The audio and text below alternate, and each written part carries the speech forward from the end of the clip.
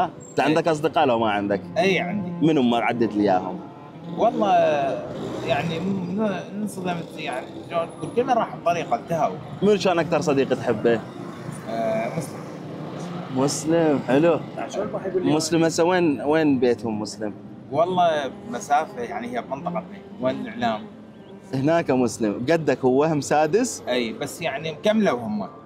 هاي عيني شويه من الشمس. من الشمس يعني اي قامت شويه ذبدمه. ايه وكملوا هم؟ كملوا كل من كمل طريقه. يعني طلعوا المعدل اللي يريدوا. ايش قد طلع مسلم؟ طلع صيدلي. ما شاء الله. وبعد منو عندك؟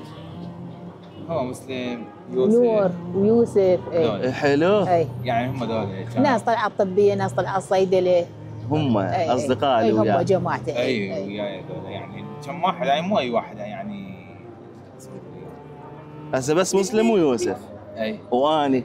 اي لا طبعا هسه صرنا ثلاثه. صديقي. صار مسلم ويوسف وعلي.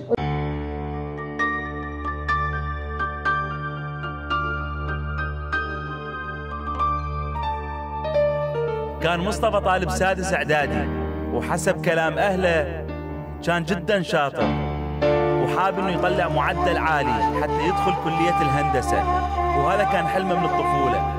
للأسف تعرض إلى صدمة كلش كبيرة لأن طلع معدل ناقص، وأصدقاء اللي كانوا وياه كلهم طلعوا معدلات عالية. فقرر مصطفى انه يغادر البيت وما يقدر يدخل البيت ولا يشوف المنطقة ولا يشوف أصدقاء ولا يشوف حتى مدرسته، وراح في مكان بعيد عن سكن أهله.